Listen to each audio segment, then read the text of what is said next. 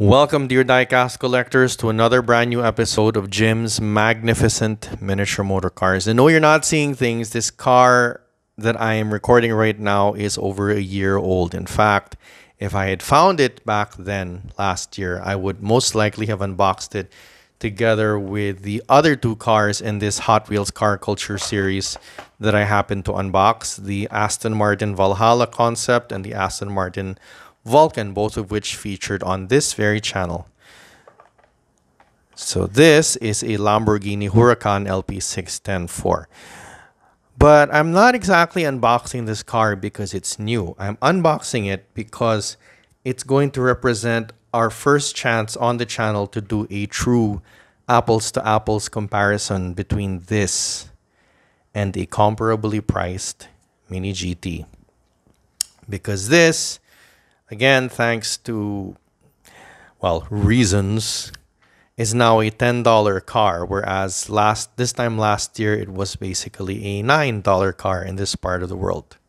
Okay, anyway, discussions on price aside, let's now proceed to the unboxing.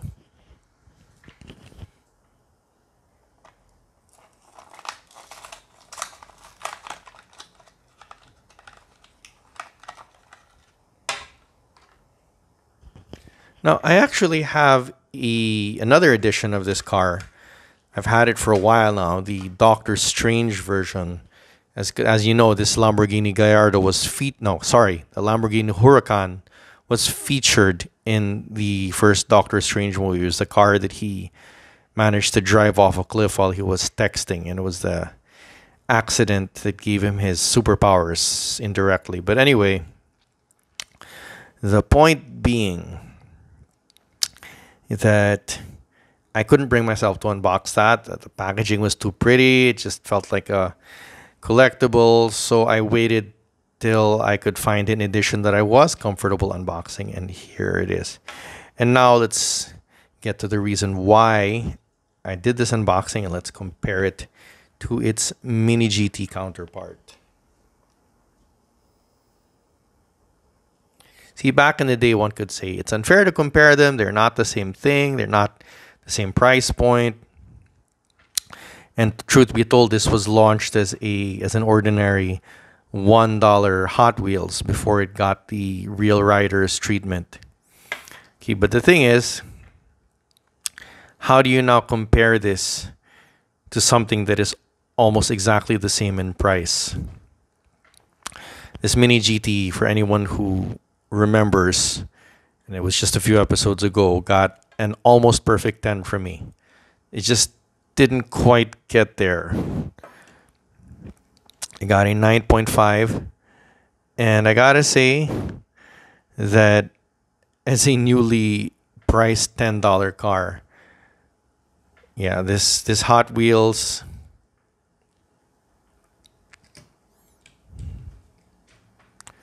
simply doesn't measure up. What's basically the point of this? Because obviously something that was conceived as a budget car isn't going to measure up to what is clearly a premium car.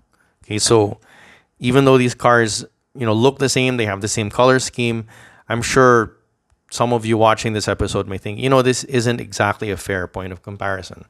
But here's my point.